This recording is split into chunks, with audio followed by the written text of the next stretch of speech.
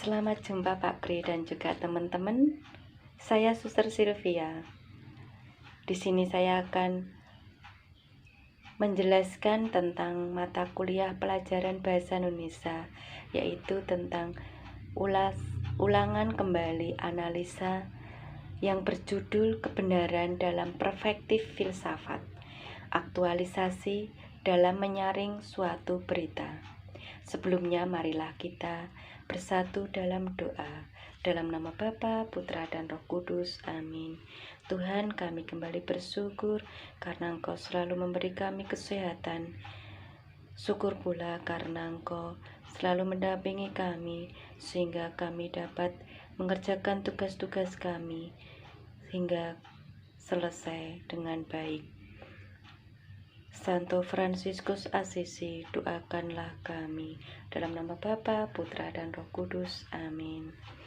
Baik teman-teman dan juga Pak Kri, marilah kita mulai pembahasan tentang kebenaran dalam perspektif filsafat serta aktualisasi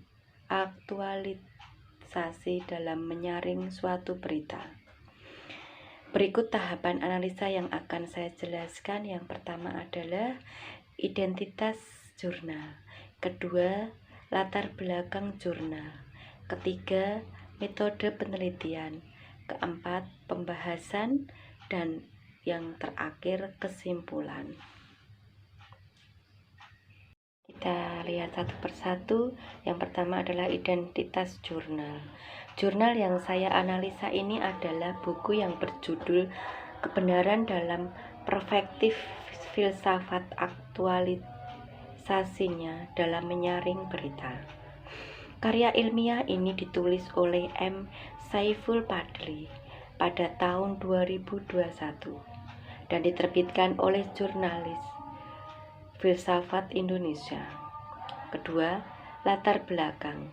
Berdasarkan kondisi politik yang tidak berlandaskan pada kebenaran faktual, kondisi masyarakat dipengaruhi dan minimnya basis epistemologia dalam masyarakat untuk memperoleh kebenaran. Masyarakat tidak bisa memberikan benang merah atau cut off yang jelas antara kebenaran dan bukan karena terbiasa menerima kebenaran sebagai sebuah produk jadi. Karya ilmiah ini membahas disiplin ilmu filsafat terkait pengungkapan kebenaran. Perspektif filsafat kemudian menggugahkan cara mengimplementasikan teori kebenaran perspektif filsafat dalam hal penyaringan berita agar masyarakat dapat menerima kebenaran yang semestinya. Kedua, metode penelitian. Jenis tulisan yang digunakan dalam karya ilmiah ini adalah penulisan kualitatif dengan pendekatan deskriptif.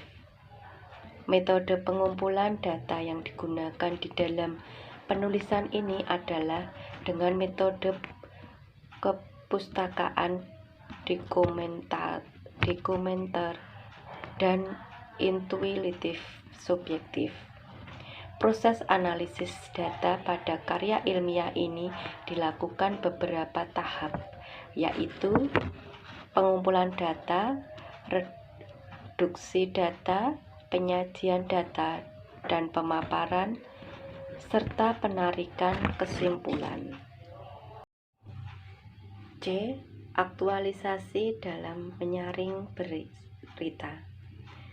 Berbagai teori kebenaran yang telah dipaparkan sebelumnya menunjukkan bahwa kebenaran perspektif filsafat bersifat multikultural.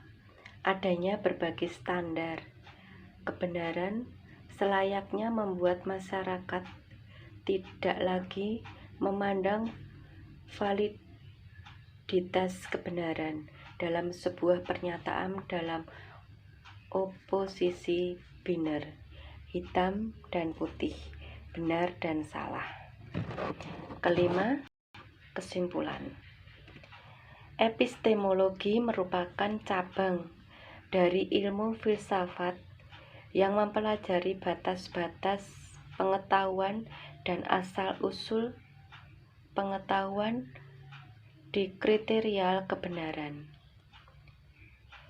Pada pembahasan epistemologi di atas tentang teori-teori kebenaran pengetahuan dapat digambarkan teori-teori itu adalah korespondensi, koherensi,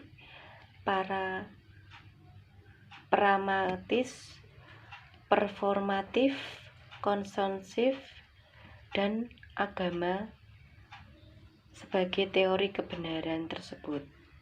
Dapat digunakan masyarakat luas sebagai cara menerima berita supaya masyarakat dapat berperilaku bijak, tidak termakan berita yang belum jelas. Sekian pembahasan saya tentang kebenaran dalam perspektif filsafat serta aktualisasi dalam menyaring berita. Terima kasih, berkah dalam. Keempat, pembahasan. Di sini saya akan membagi menjadi 3. Pertama, kebenaran perspektif filsafat. Kedua, macam teori kebenaran yang meliputi 1.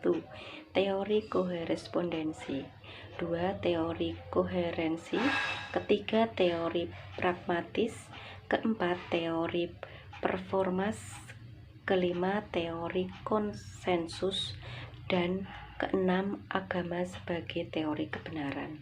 Lalu yang ketiga, aktualisasi dalam penyaringan berita. Kita lihat yang pertama, yaitu kebenaran teori perspektif filsafat. Epistemologi atau filsafat pengetahuan adalah cabang filsafat yang mempelajari dan mencoba menemukan kodrat dan pengetahuan, pengandaian dasarnya, serta pertanggungjawaban atas pernyataan mengenai pengetahuan yang dimiliki. Pada awal tradisi filsafat Yunani, epistemologi belum menjadi pertama perhatian pada filosof. Kajian lebih bersifat ontologis dan era ini masih fokus pada dimensi ontologis dengan mempertanyakan mana realitas sejati yang diyakini oleh pengusung materialisme. Pada awal filsafat lebih berfokus pada sumber pengetahuan dan teori tentang kebenaran pengetahuan. Pembahasan dalam epistemologis mengalami perkembangan, yaitu berfokus pada sumber pengetahuan, proses dan metode memperoleh pengetahuan, cara untuk membuktikan kebenaran dan tingkat kebenaran. Macam teori kebenaran.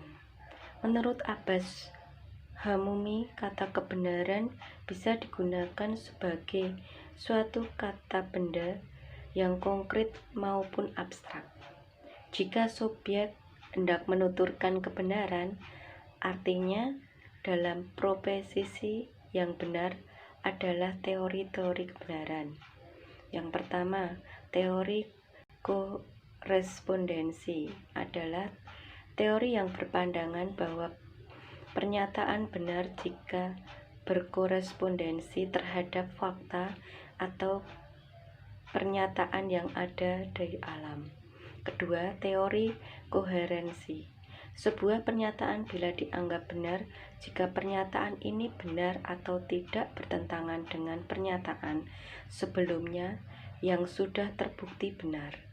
Ketiga, teori pragmatis meletakkan dasar kebenaran pada manfaat praktis dalam memecahkan persoalan kehidupan.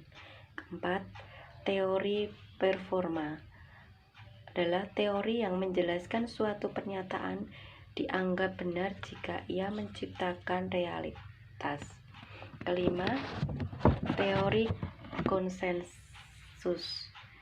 teori ilmu pengetahuan berkembang melalui bertahap. Sedangkan yang terakhir, agama sebagai teori kebenaran. Pada hakikatnya manusia hidup di dunia sebagai makhluk yang suka mencari kebenaran.